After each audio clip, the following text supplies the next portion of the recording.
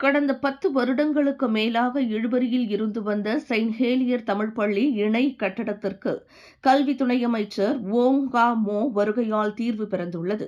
நேற்று காலை 10 மணி அளவில் அப்பள்ளிக்கு அதிகாரப்பூர்வ வருகையை மேற்கொண்ட துணை அமைச்சர், முன்னதாக கைவிடப்பட்ட நிலையில் காணப்பட்ட அக்குறிப்பிட்ட 2 மாடி இணை கட்டடத்தை நேரடியாக பார்வையிட்டார்.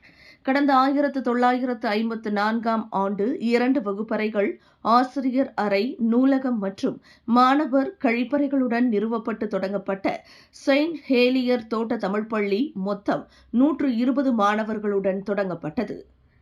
அதன் 2ஆம் கட்டமாக 1985ஆம் ஆண்டு கல்வி அமைச்சு நிதியுதவியுடன் அப்பள்ளி தலைமை ஆசிரியர் மற்றும் பெற்றோர் ஆசிரியர் சங்க முயற்சியுடன் புதிய 2 இணை கட்டடம் நிறுவப்பட்டது. இந்த முயற்சியின் தொடர்ச்சியாக 1990ஆம் ஆண்டு மேலும் 2 கட்டடங்கள் நிறுவப்பட்டன. இதனிடையே அப்பள்ளியின் கட்டடம் கரையான் அரிப்பால் மிக மோசமான பாதிப்பை எதிர்நோக்கி இருந்த வேளையில் அக்கட்டடம் இடிக்கப்பட்டது.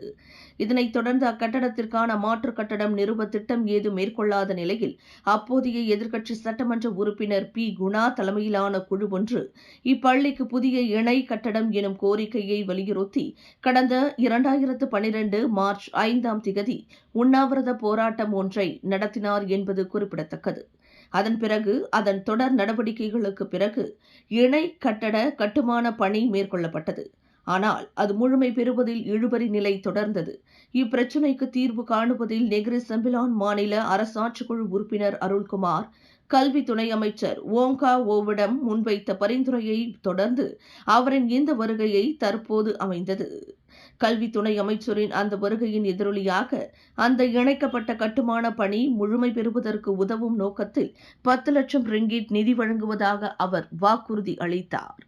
இதற்கான பொறுப்பை அப்பள்ளி தலைமை ஆசிரியர், பெற்றோர் ஆசிரியர் சங்கம் மற்றும் பள்ளி மேலாளர் வாரியம் ஆகிய தரப்பு ஏற்பார்கள் என தகவல் கூறப்பட்டது.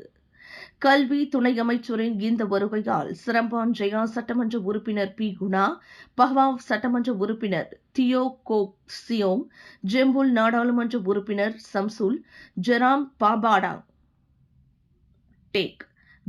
பாடாங் சட்டமன்ற உறுப்பினர் முகமது ஷாய்டி, மாநில கல்வி உதவி இயக்குநர் ஜெயபாலன், பள்ளி தலைமை ஆசிரியர் விஜயன், மேலாளர் வாரிய தலைவர் மனோகரன், பெற்றோர் ஆசிரியர் சங்க தலைவர் சுப்பிரமணியம் ஆகியோர் கலந்து கொண்டனர்.